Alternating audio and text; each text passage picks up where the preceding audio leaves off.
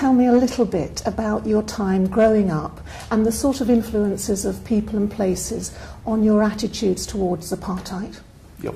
Well, when one grew up, it was normal. You, as a white South African living in a white area with white friends, initially you don't have any contact, or much contact, with people of other races and other ethnicities. So when I grew up, it was sort of growing up in an ordinary pre-apartheid, because I was born in 1939. Officially apartheid started in 1948, but was already a sort of an informal kind of apartheid before that. So that's the climate I grew up in.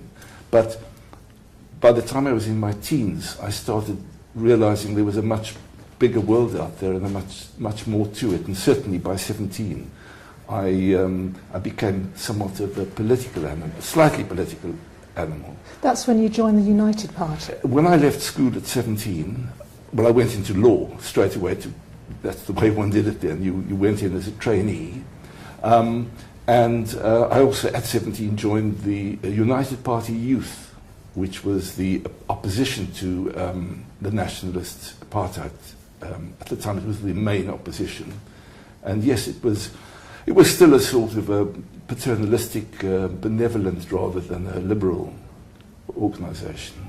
Did your politics at that point reflect your parents' views, or were you thinking your own way through these things? No, my parents were apolitical. I don't remember them ever talking politics or going into any political meeting. I think when I was 17, I joined a law firm called Frank Bernhardt and Joffe. Jaime Bernhardt was a very highly principled and radical lawyer, and so I was immediately immersed in a different world.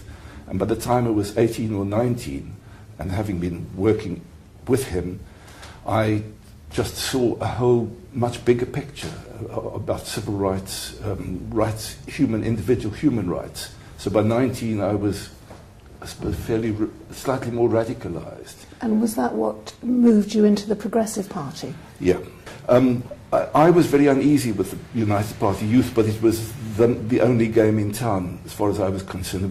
When Helen Suzman and her colleagues, Corin Eglin and Zach de Beer and others, established this Progressive Party, which was left of centre, moderately left of centre, it has to be said, I immediately joined them at the age of 19 and went onto one of their committees when I was living then in Cape Town in the Gardens, and I joined the committee and I started working for the Progressive Party.